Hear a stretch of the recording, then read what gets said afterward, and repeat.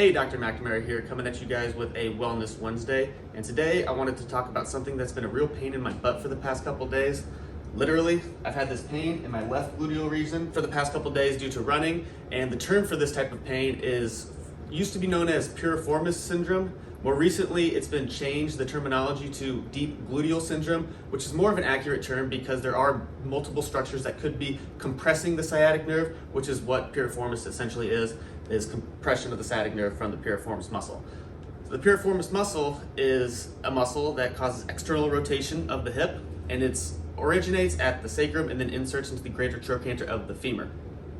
Now, the reason why this may cause pain in certain individuals is due to the different anatomical variations that can occur in the piriformis muscle. For about 90% of people, the sciatic nerve goes underneath the piriformis muscle, and most of the time it doesn't cause any issues unless we damage the piriformis muscle or one of those deep gluteal tissues. But in about 10 to 15% of people, they could have piriformis syndrome due to the sciatic nerve splitting directly into the piriformis muscle, or it can split. Some goes over top of it and some also goes through that muscle as well, or even underneath. There's a few different variations, but more commonly it goes underneath in normal anatomy. So if you're having this type of gluteal pain, it may even be traveling down your legs, similar to sciatica, but the cause of it's not going to be in the back, it's actually in that hip. So to loosen that muscle, to reduce the compression, first thing we want to do is do some foam rolling. And to foam roll this spot, you really just want to do some self-massage and focus on those sore areas and just hold there. Another great option is a double lacrosse ball or a tennis ball. You can get a little bit deeper.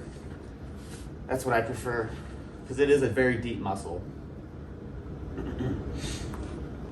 But we're also going to want to stretch it. So there's a few ways we can stretch it. You may have to start somewhere like here,